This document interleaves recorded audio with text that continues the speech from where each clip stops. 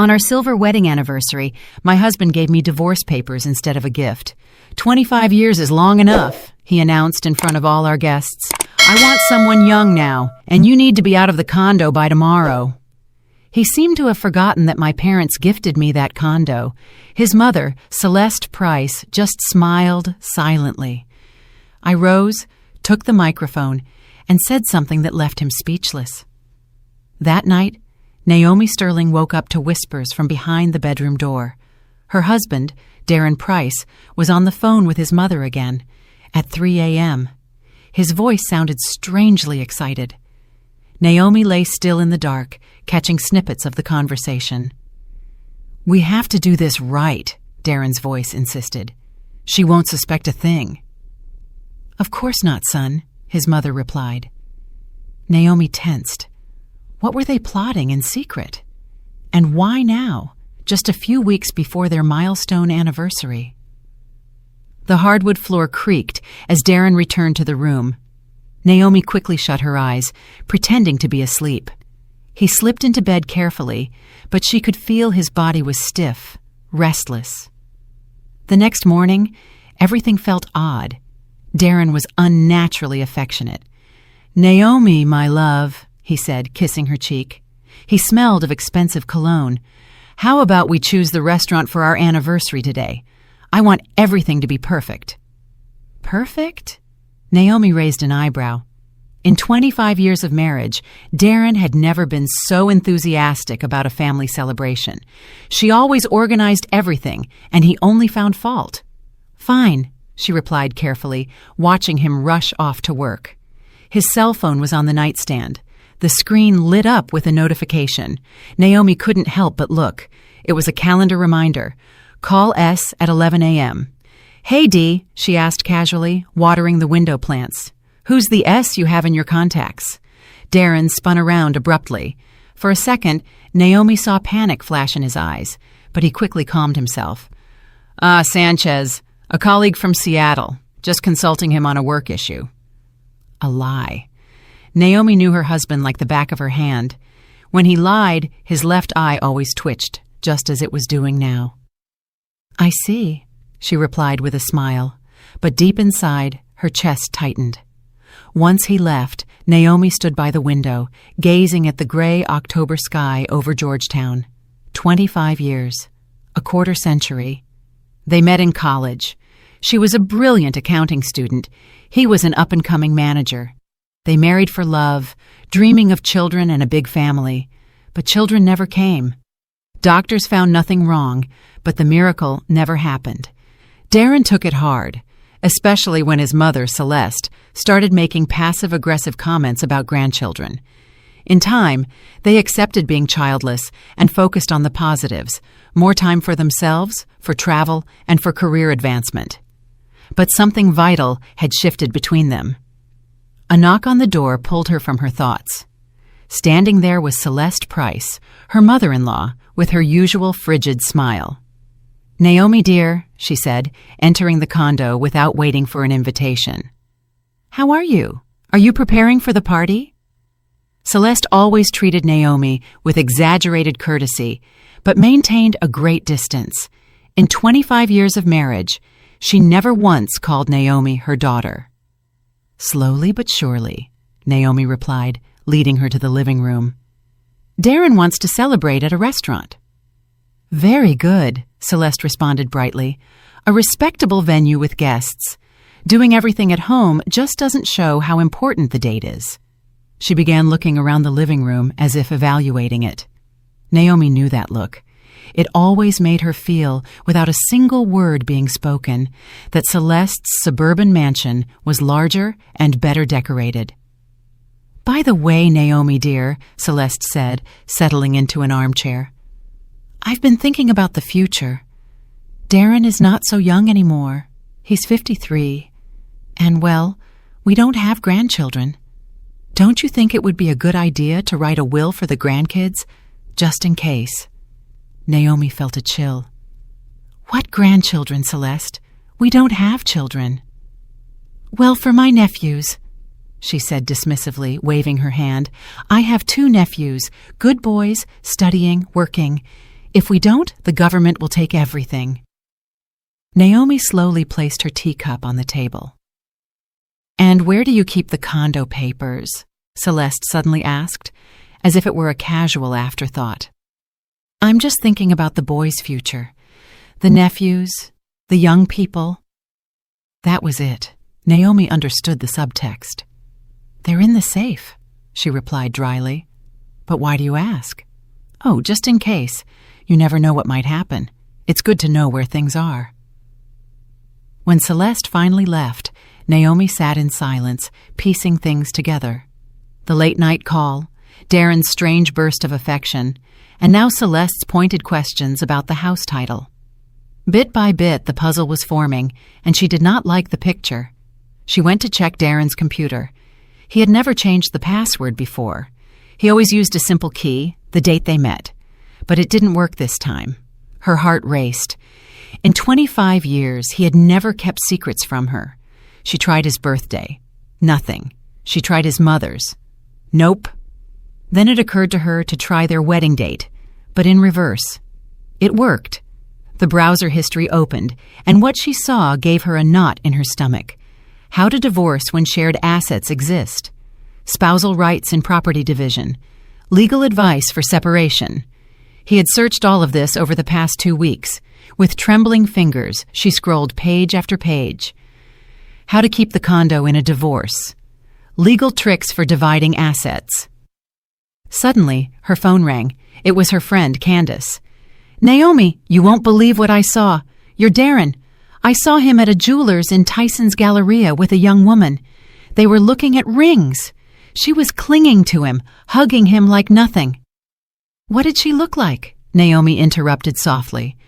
About 30, blonde, very put together, wearing a super expensive coat. Pretty, but she looked superficial. And they were so openly affectionate. Are you okay, Naomi? Yes, Naomi lied. Everything's fine. But nothing was fine. That evening, Darren returned with a bouquet of roses and a box of fancy chocolates. For my one and only true love, he said confidently, kissing her lips. One and only. How ironic, Naomi thought. She looked him straight in the eye. We need to talk seriously about our future. Darren tensed. It was subtle, but she saw it. Talk about what? He asked, turning on the TV, pretending to be absorbed in the programming. Everything's fine, right? The anniversary is in 1 week. All our friends will be there. Let's not spoil the mood with serious topics. We'll talk after the party, okay? After the party.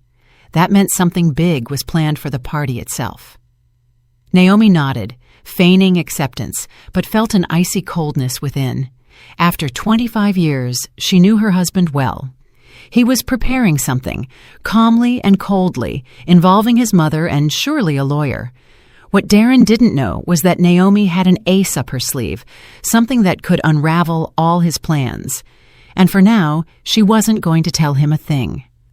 The next day, Naomi woke up with a knot in her stomach, as if a terrible tragedy had struck the day before, and she was just learning to live with it. Darren left early without breakfast. I have a meeting, he said. A meeting? Naomi thought bitterly. She knew exactly who that meeting was with. At 11 a.m., the home phone rang. Darren had forgotten his cell phone, leaving it face down in the kitchen. Naomi didn't answer, but the answering machine recorded the message. Dee, it's Mom. I spoke to Mr. Hayes. Everything can be arranged. The important thing is that she doesn't suspect anything until the very last moment. Call me when you're free. Hayes, the supposed Seattle colleague. Now it all made sense. Naomi felt the ground give way beneath her. 25 years. A quarter-century beside a man who was now planning his betrayal like office paperwork. She approached Darren's phone. It required a 6-digit code. She tried the date they met. September 1, 1999. Nope. She tried Celeste's birthday. Nothing. Then she remembered the blonde from the jewelers. Her intuition told her to try March 8, International Women's Day. It worked. The lover's birthday. The texts confirmed everything. Sierra, my love, a little more patience. After the anniversary, everything will be resolved. The condo will be ours. Dee, you said we'd be living together by New Year's. I'm tired of hiding. My love, everything is going according to plan.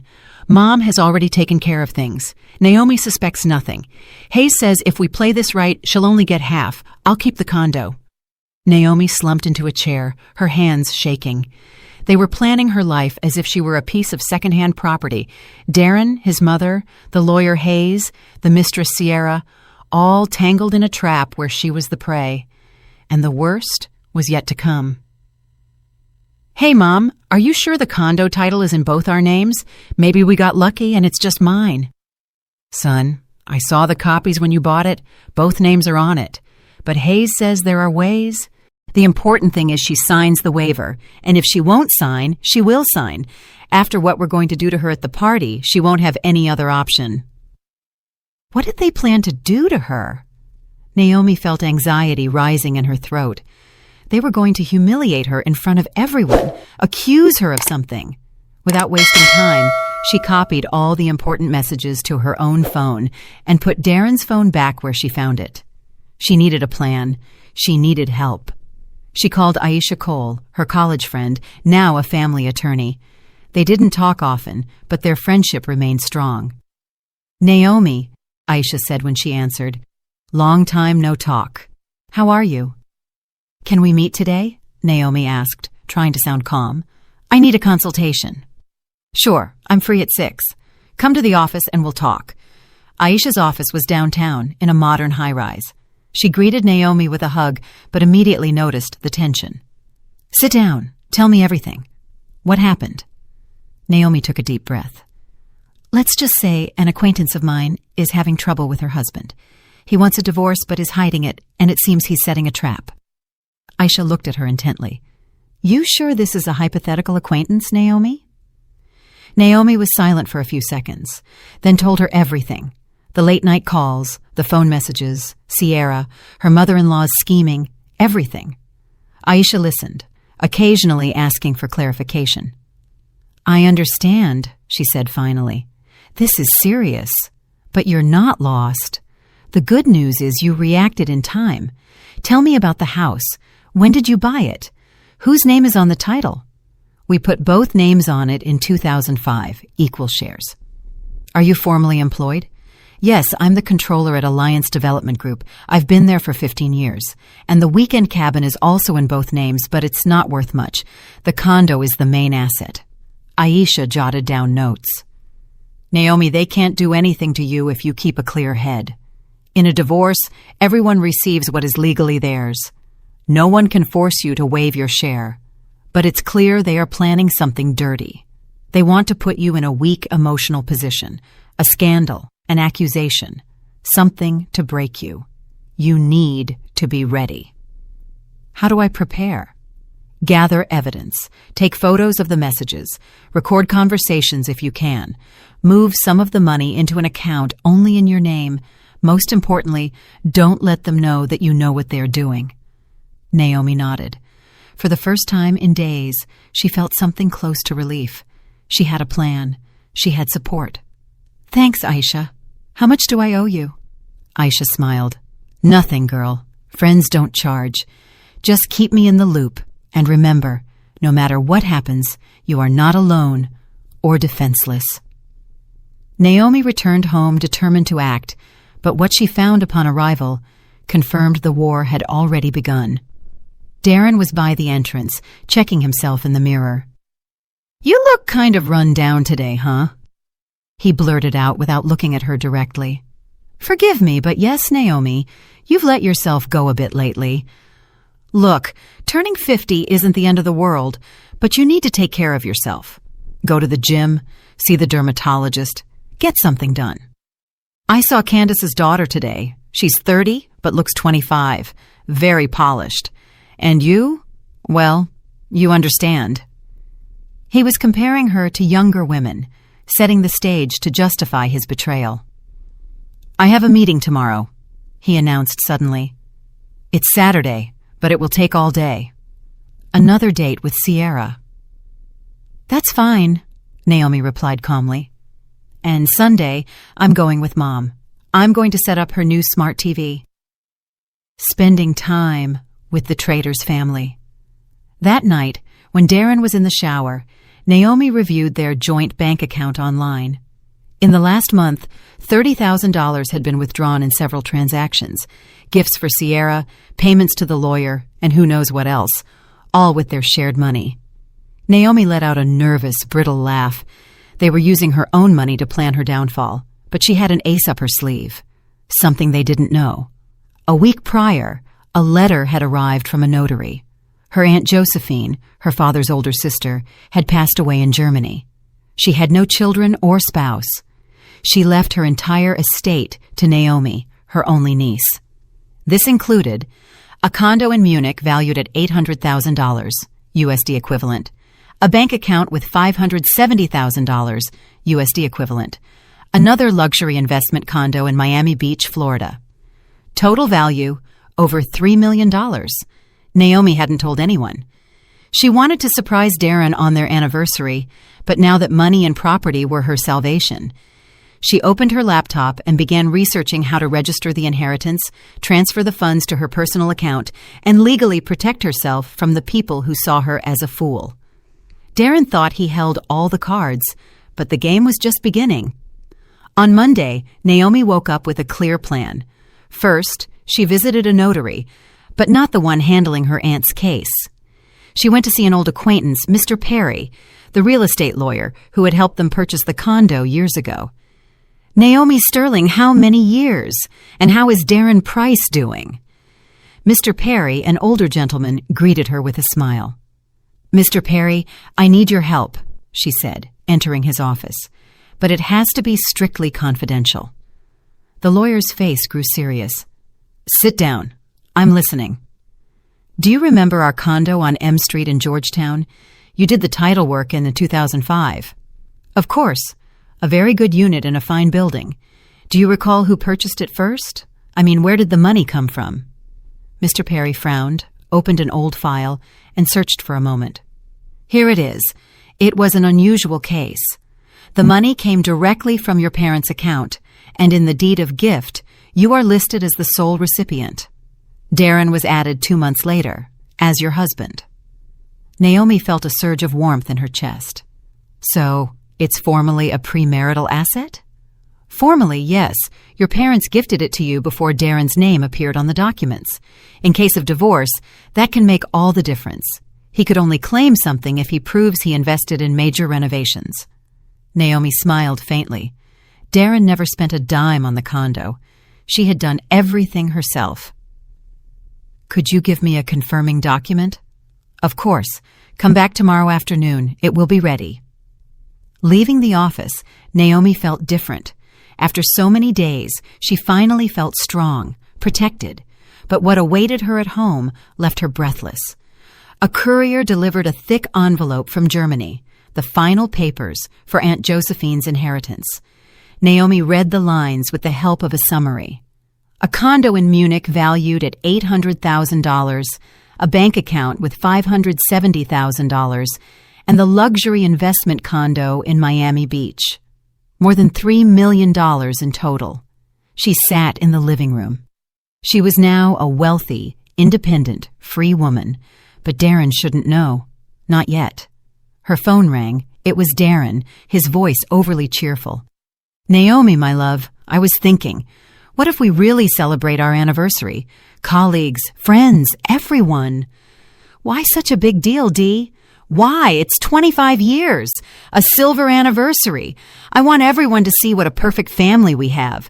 I already reserved the ballroom at the Watergate Hotel for 100 people. 100 people for her public humiliation. Isn't that expensive, Darren? We're supposed to be saving. Don't worry about it, he interrupted. The money is there. The important thing is the impression. We'll invite my boss, yours. Everyone needs to see how happy we are. What a cynical lie. Fine, Naomi said calmly. Whatever you say. Perfect. I have a meeting with some partners. We'll talk tonight. Partners. Naomi knew what that meant. In the afternoon, Celeste Price arrived with a gift. Naomi, dear, she said in a sugary voice, handing her an envelope. This is from me to you.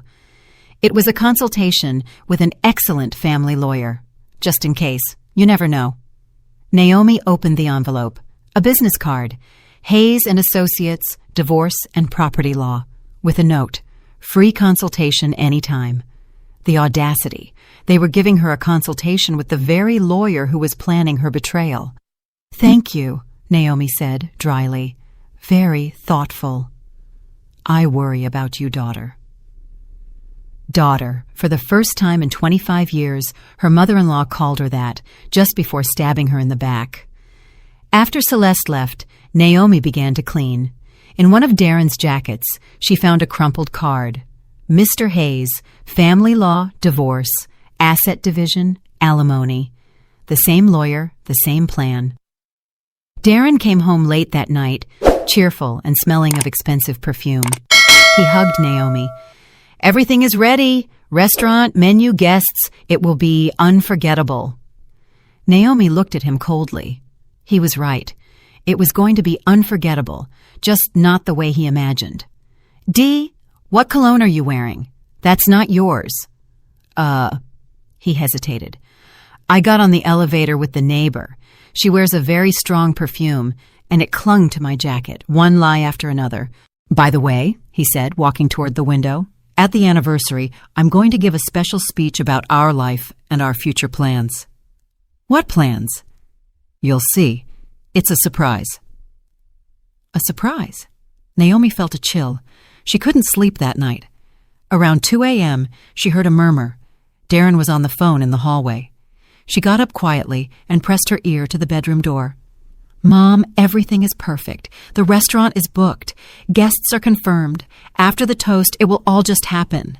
Are you sure she doesn't suspect anything?" "How would she suspect? She's naive like a child. She's always trusted me, and she still does. And if she doesn't want to sign the papers, she will sign. After what I tell her in front of everyone, she'll have no other option. Everyone will see what she's really like, you know. Dee, don't you think it would be better to do it privately? At home without a scene?" "No, Mom, it has to be in front of everyone. That way, she won't be able to make a scene or demand explanations. She'll go straight home, and Hayes will be waiting for her there with the papers. Quick, clean, and no drama. And Sierra already knows. Of course, she's even coming to the anniversary. I want her to meet my colleagues. I'm going to introduce her as my new assistant." "You're cruel." "It's not cruelty, Mom. It's being practical. 25 years was enough. I deserve to be happy too, even if it's at her expense." Naomi went back to bed but couldn't sleep. So Sierra was going to be at the party too. She was going to witness the humiliation of her rival and then take her place in the home. That's what they thought. In the morning, Naomi went to the bank. She opened a personal account and transferred half of the money from the joint savings. If Darren wanted to continue spending on his mistress, he would do it with his half. Then she went to the lawyer for the document confirming that the condo was hers from before the marriage. Next, she went to work. "Mr. Boudreau," she said to her boss, entering his office. "Can I speak with you?" "Of course, Naomi Sterling. Is everything all right?" "Everything is fine, for now. I just wanted to warn you that I will soon be entering a difficult personal phase." "Divorce?" he asked, frowning. "Seriously? I thought you two were solid. You even invited me to your anniversary." "That's exactly why I want to warn you. If things go wrong, I hope I can count on your support. My work won't be affected. You are the best controller we've had in 15 years. Whatever happens, your job is safe." That night, while Darren was at another meeting, Naomi took out the inheritance documents. She needed a clear, well-thought-out plan. The Miami Beach condo was empty. Aunt Josephine had rented it out, but the contract had ended a month ago. Naomi could move there after the divorce.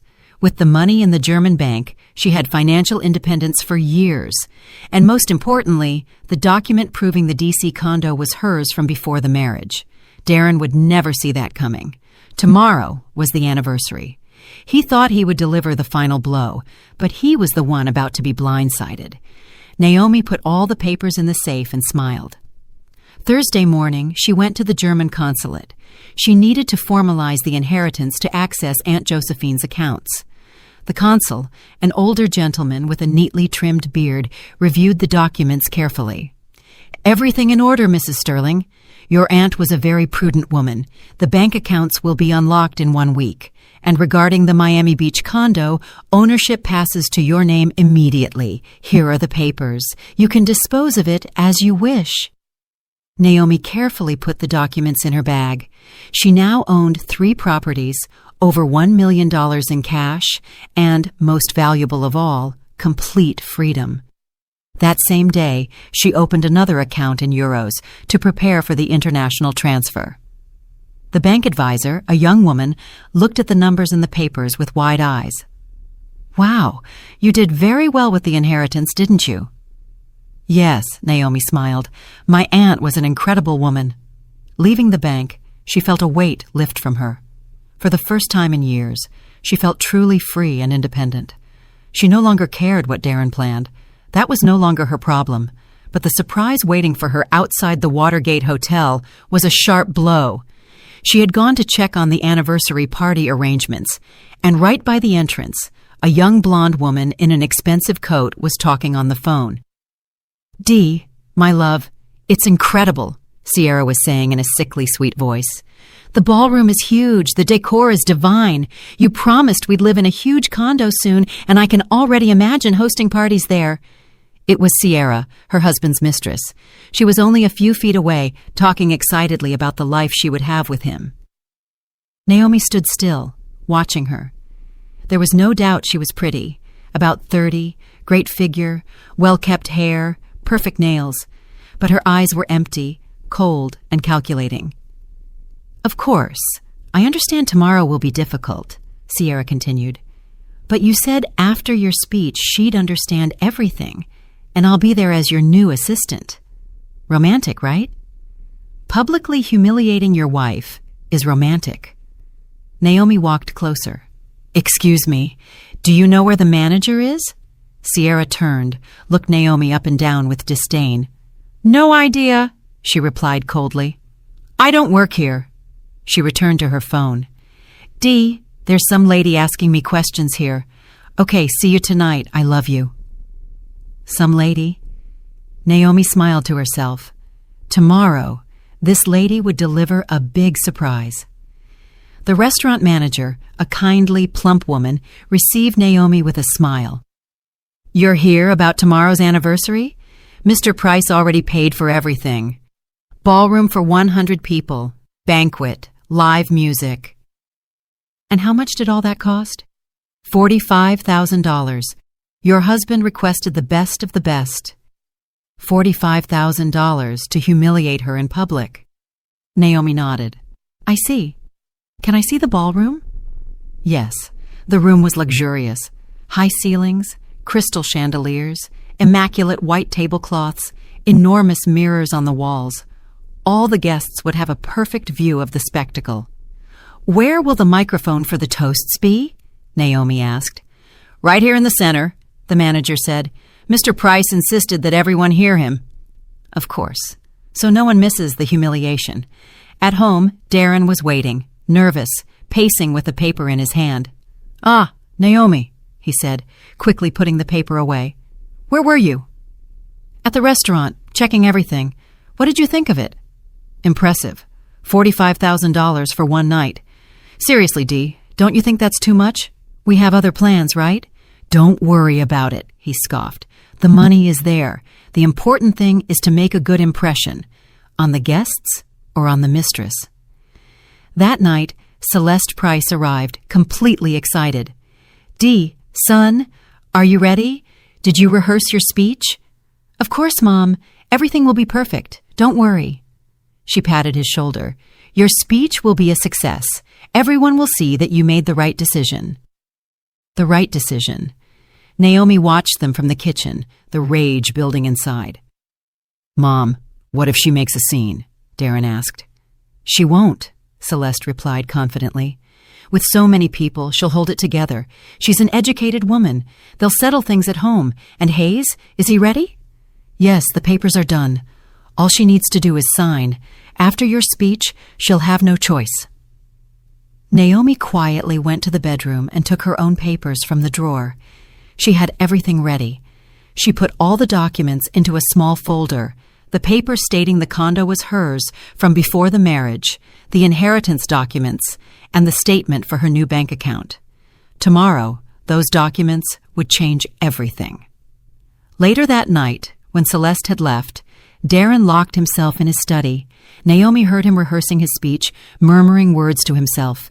She approached the door and listened intently. Dear friends, today is a special day. 25 years ago, I made a decision that seemed right.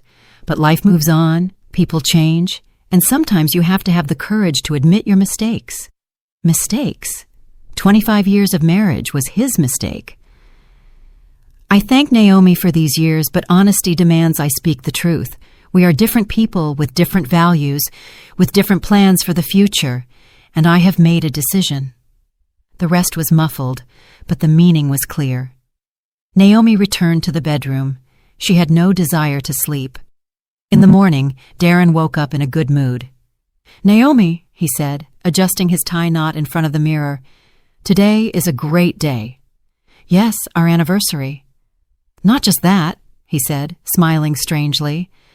Tomorrow, your life is going to change, and so is mine. Completely. Completely? You'll see. You're going to be surprised. Surprised. Dee, can I ask you a question? Sure. What is it? Did you ever really love me? Truly? He froze, tie in hand. What a weird question. Why are you asking that on such an important day? Just curious. Of course I loved you, he said without looking at her. And I still love you in my own way. In his own way, like someone who cares for an old piece of furniture that has served its purpose. I understand, Naomi said quietly.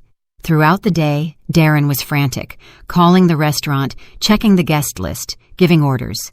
By the evening, he was visibly anxious. Are you ready, Naomi? She stood before the mirror in a new, elegant dark blue dress, bought especially for this day. Ready. Then let's go. It's time for the truth to be known. The truth. Naomi grabbed her purse where the documents rested. Yes, it's time for everyone to know the truth. They didn't speak on the drive. Darren was nervous, drumming his fingers on the steering wheel. Naomi watched the city lights through the window. 25 years ago, they also rode in silence to the courthouse, but that silence was one of excitement and love. Today, it was the silence before a battle. Naomi, Darren said when they arrived at the hotel, no matter what happens today, I want you to know that I wish you the best. The best. What a cruel mockery. Thank you, Dee, she replied with a serene smile, and I wish you receive exactly what you deserve. The ballroom at the Watergate Hotel sparkled. 100 guests were seated at round tables with white roses and gold candles. At the head table sat the hosts. Naomi smiled and accepted congratulations, but inside, she was tense. The blow was coming any minute. Naomi, you look stunning today, said Marina, a coworker. 25 years together. How romantic. Yes, Naomi said, looking around. Very unexpected, all of it. In one corner of the room stood Sierra, Darren's mistress. She had been introduced as his new marketing assistant. Young, pretty, in a very expensive dress, she chatted calmly with some colleagues as if nothing were amiss. Darren Price, congratulations on your anniversary, said Mr. Michael Boudreau, the CEO of Darren's company. Rarely does one see such solid couples. Thank you, Mr. Boudreau, Darren replied, shaking his hand. Today is a special day. I even prepared a very special speech. A speech. Naomi's throat went dry. Celeste Price went from table to table, receiving compliments for her good son and the ideal wife he had. Her eyes glowed with satisfaction. She knew what was about to happen. At a small table in the back, a man in his 50s in a dark suit sat very seriously. Naomi didn't know him, but she recognized his picture. Mr. Hayes, the lawyer. He was there in case a signature was needed. Dear guests, The voice of the master of ceremonies sounded over the microphone. "May I ask for your attention? Darren would like to say a few words in honor of his wife." A silence fell. Everyone turned toward the main table. Darren stood up, took the microphone, and smiled broadly. "Friends, thank you for being here on this important day. 25 years is no small thing. It's a quarter century alongside one person." The guests nodded, raising their glasses. "I've thought a lot about our life together," Darren continued, "about what united us, what made us happy, and what didn't so much." Naomi tensed. "It's starting," she thought. "And I realized something very important. People change. What seems right when you're young can eventually turn out to be a mistake." The ballroom grew quieter. People exchanged confused glances. 25 years ago, I chose the woman who would be my life partner, guided by youthful emotions, but life taught me to see things more clearly. "Darren," Naomi murmured, "what are you talking about?" "The truth, dear. It's time to stop lying to ourselves." He turned to the guests, his voice harder, firmer. "Dear friends, I want to be honest with you and with myself. For 25 years, I endured a life with a woman who is not right for me. A gray, boring woman who doesn't know how to be the partner of a successful man." The ballroom erupted in surprised murmurs. "Darren, are you crazy?" someone yelled. "Quite the opposite," he said calmly. "I'm finally thinking clearly. Naomi needs to understand this. Our marriage is over. I'm filing for divorce." The room was stunned. Some gasped. Others held their hands to their chests. His mother, Celeste, smiled triumphantly. "Furthermore," Darren continued, feeling emboldened, "I want a fair division of assets. Naomi must leave the condo. It's time for a new life, new relationships." He looked pointedly at Sierra, the blonde, who stood in the back, barely concealing a victorious smirk. "Is this a joke?" a woman asked, bewildered. "Are you in your right mind, Darren?" his boss demanded. "More than ever," he replied coldly. "I have the right to be happy, and I'm going to exercise it. Naomi will receive what the law dictates, and we will separate on good terms." "And that young girl is your new conquest?" one of Naomi's friends shouted, pointing at Sierra. "Sierra is a wonderful woman. She understands what I need," Darren said openly, "unlike other people." That was enough. Naomi slowly rose and gently took the microphone from her stunned husband. "Thank you, Darren," she said in a quiet, almost sweet voice. "Very honest." The room fell silent. Everyone expected tears, drama, for her to run out. "You know, dear friends," Naomi continued, "Darren is right about one thing. Enough of the lies, and I want to speak the truth, too." Darren frowned. This was not in his script. "The truth is, I knew about this whole charade for 3 weeks. I knew about Sierra, about the lawyer Hayes, who's right over there in the corner, and about your plans to make me waive my rights to the condo." Mr. Hayes turned pale and tried to slip out unnoticed, but annoyed guests blocked his path. "Naomi, what are you talking about?" Darren tried to interrupt. "That your plan fell apart, darling. You see," she said, pulling a folder from her purse, "you made a tiny mistake. Our condo is not a shared asset. It was a gift from my parents, in my name, before the marriage. I have the document from the real estate lawyer." Darren took a step back. "That can't be!" "And what's more," Naomi continued, 3 weeks ago I received an inheritance from my Aunt Josephine in Germany, a condo in Munich, another luxury condo in Miami Beach, and over $1 million in cash." The silence in the room was absolute. "So, Dee, what property division are you talking about?" "You'll get half of the cabin and half of your car. Everything else is mine." Sierra, against the wall, turned paper white. "And now, the fun part," Naomi said with a smile. "Do you know how much your successful man spent on this little play to publicly humiliate his wife? $45,000 of our joint savings." The guests began to murmur in outrage. "But I'm not spiteful," Naomi continued. "Darren, you are free. take your wonderful woman, as you called her, and live wherever you like, just not in my condo." "Wait," Darren whispered. "We can talk about this." "There's nothing to talk about. I'm filing for divorce tomorrow. Hayes can leave. I don't need him anymore." She then turned to the guests. "Dear friends, I apologize for ruining your evening, but sometimes the truth is more important than appearances. Thank you for coming. Now you know who is who." Naomi placed the microphone on the table and walked toward the exit. Behind her, a scandal erupted. "Darren, you are a complete scoundrel!" a woman yelled. "How could you do that to your wife? 25 years and you pull this?" Sierra tried to leave discreetly, but a furious group of guests blocked her path. "And what about you, homewrecker? Did you think stealing another woman's husband would be easy? Have you no shame?" Celeste Price went from table to table, trying to explain, but no one listened. Meanwhile, Naomi walked out of the restaurant and breathed the cool night air. Freedom.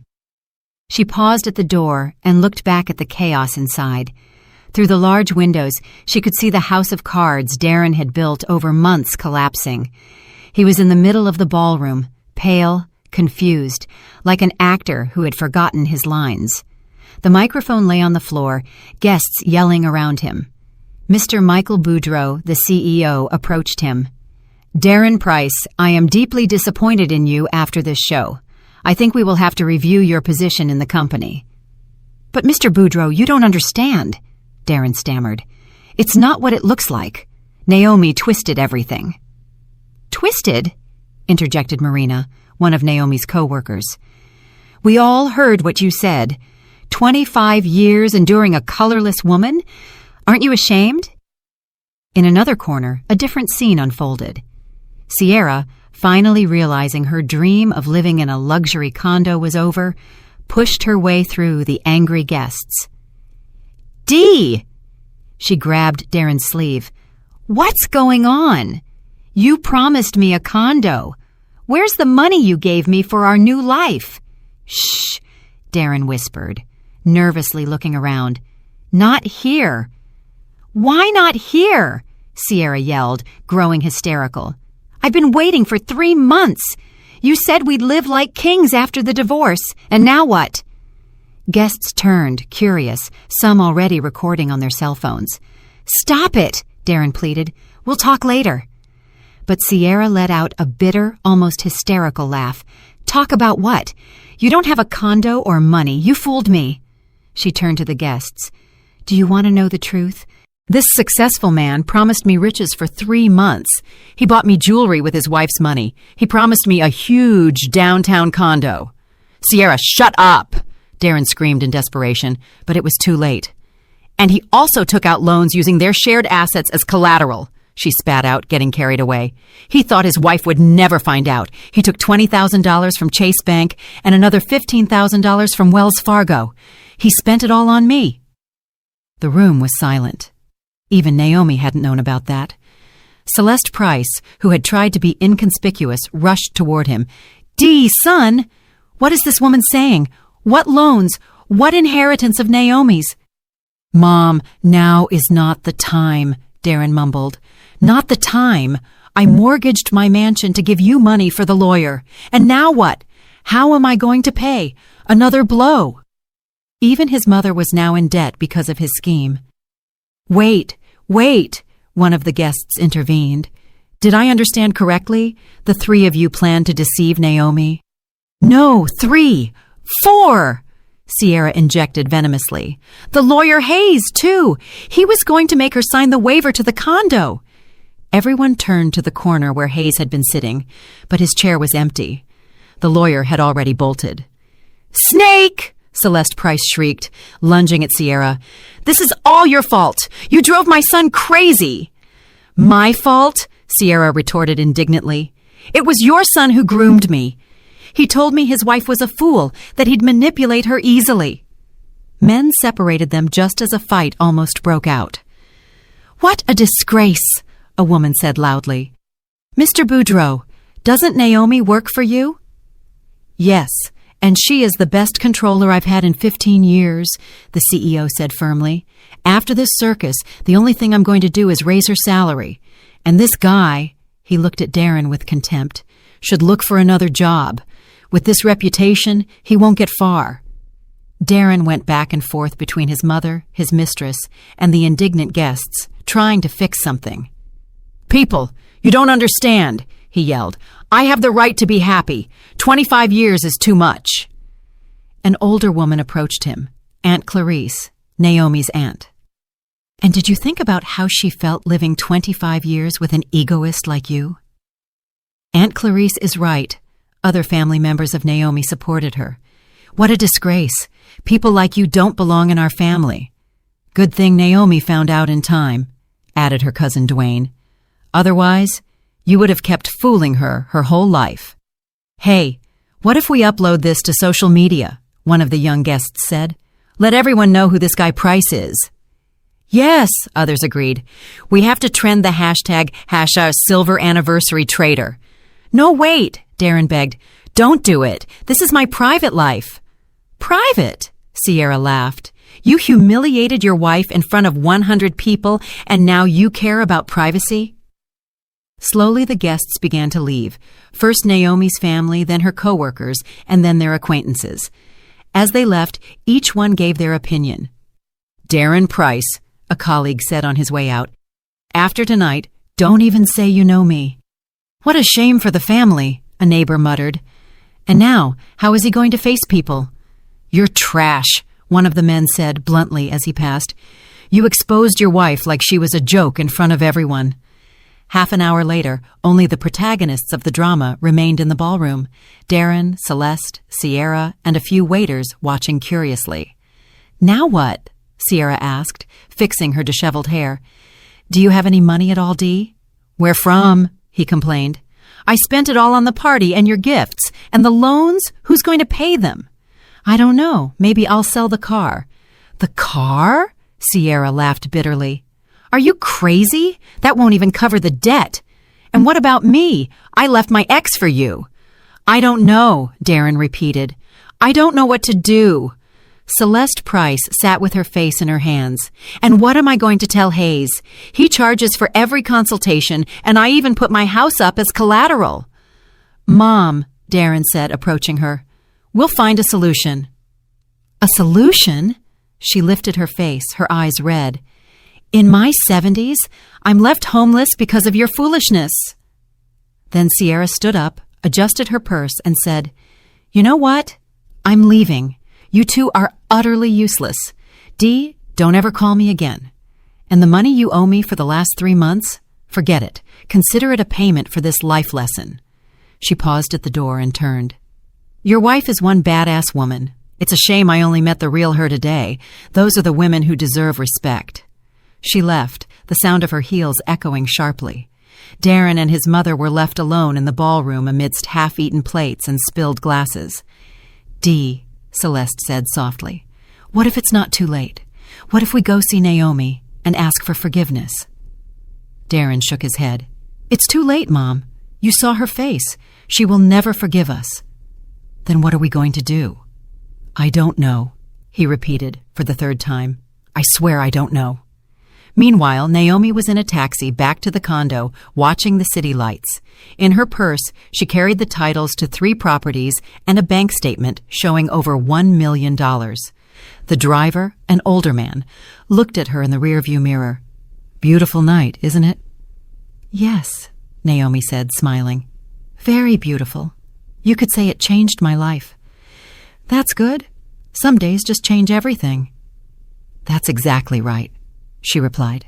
Everything changed. And indeed, her life changed forever.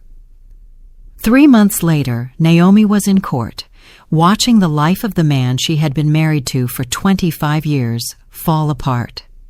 Darren looked 10 years older, gray hair, a worn face, a cheap suit instead of his usual expensive ones. The judge, an elderly woman with glasses, reviewed the documents carefully. "Very well," she said finally. "The court decides the following. The condo on M Street in Georgetown is the separate, premarital property of Mrs. Naomi Sterling and is not subject to division. Darren panicked. His lawyer, no longer Hayes but a young public defender, just threw up his hands. The cabin property is considered marital property and is divided in half. The same goes for the Lexus ES300 car.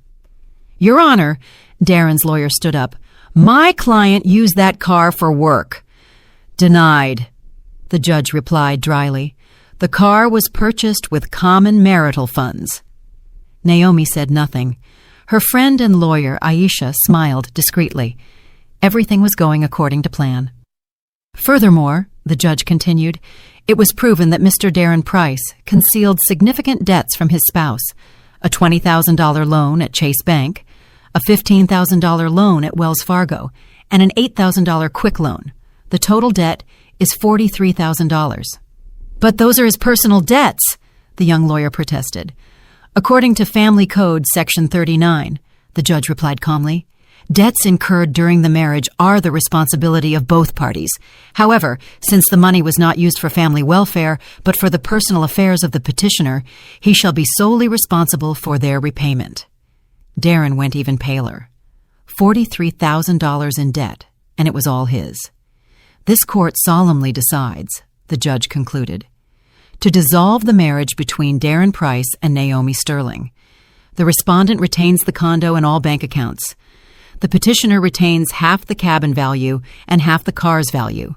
No alimony is assigned, as there are no minor children. The gavel strike marked the end of a 25-year marriage. Leaving the courthouse, Naomi felt a strange peace, as if a great weight had finally been lifted. Naomi! Darren shouted. Wait! She turned. Her ex-husband stood on the steps, clutching a folder of documents. What do you want to say? Forgive me, he said in a low voice. I was a selfish fool. You didn't deserve what I did to you. Naomi looked at him closely. Was it sincere remorse, or did he just want to make her feel bad? Darren, she said calmly, I don't hold a grudge. We're just very different people. You wanted an easy life at others' expense. I am used to fighting for what is mine. Could we see each other sometimes, as friends?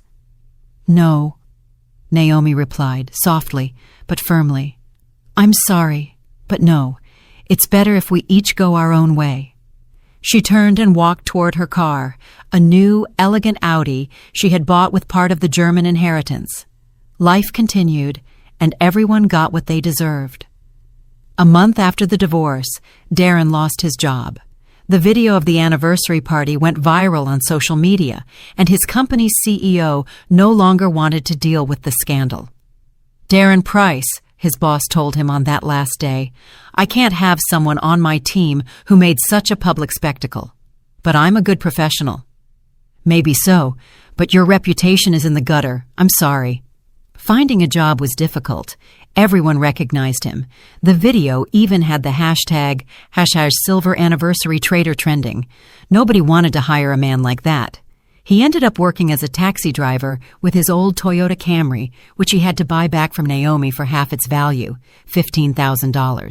He now lived with his mother in her small, one-bedroom apartment on the outskirts of the city.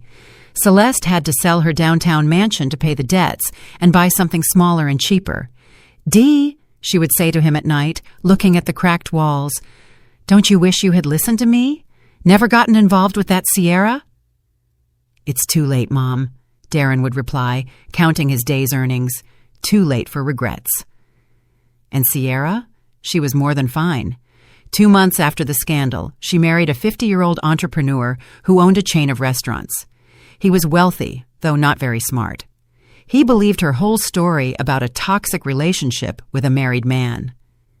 The wedding photos Sierra uploaded to social media showed luxurious bouquets and gold jewelry.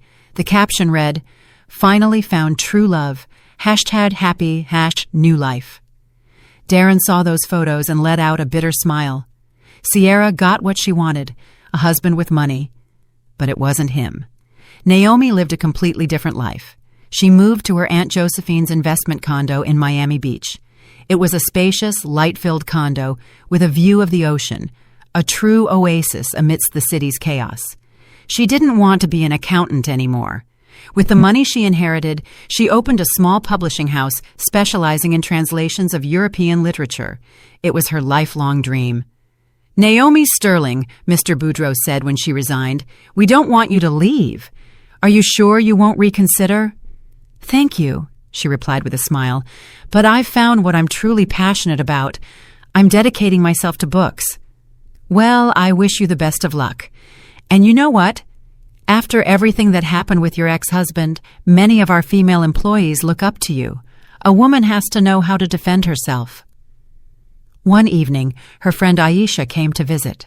"You look so content," she asked, looking at the cozy living room. "Do you feel avenged?" "You know," Naomi replied thoughtfully, "I don't feel vengeance.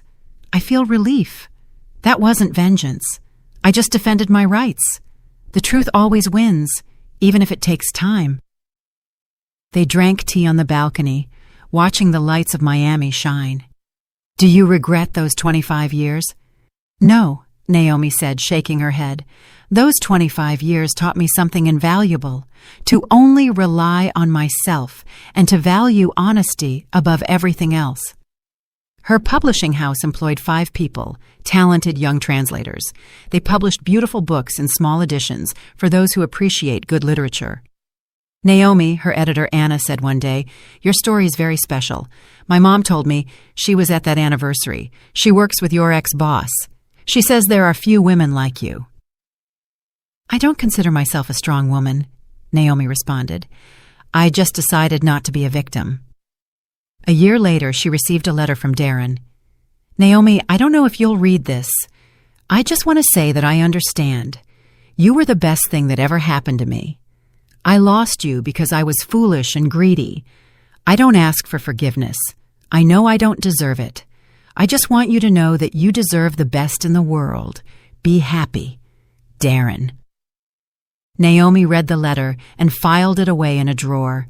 No anger, no sadness, just a memory of a past life. That night, she went out onto the terrace with a cup of coffee. Miami glittered with lights. Music played in the distance, and the air smelled of summer flowers. She was free, financially independent, doing what she loved, and for the first time in many years, she felt truly happy.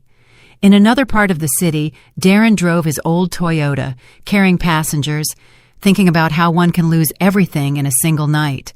Yes, the truth always conquers the lie, even if it sometimes takes a while. Did you like my story, and which city are you listening from? Let's meet in the comments. If you like the story, you can support me by sending a super thanks so I can keep bringing more stories like this. Thank you so much for your sweet support. I'm looking forward to your comments on the story. On the screen, you can see 2 new life stories that I highly recommend. There's so much more on my channel. Don't forget to subscribe. See you in the next life story with love and respect.